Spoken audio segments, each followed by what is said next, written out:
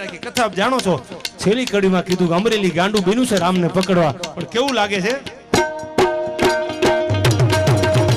अमरेली रे गांडी गांडी रे गांडी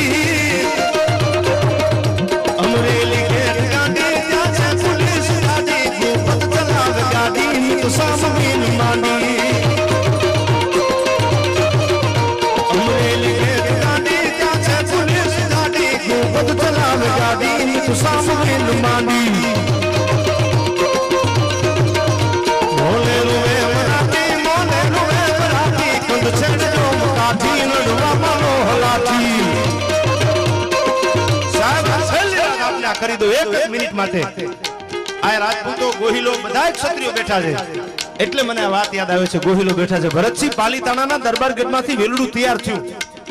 અમીરસિંહ ગોહિલની બે દીકરીઓ જૂનાગઢના નવાબે નિકા પડવાની વાત કરેલી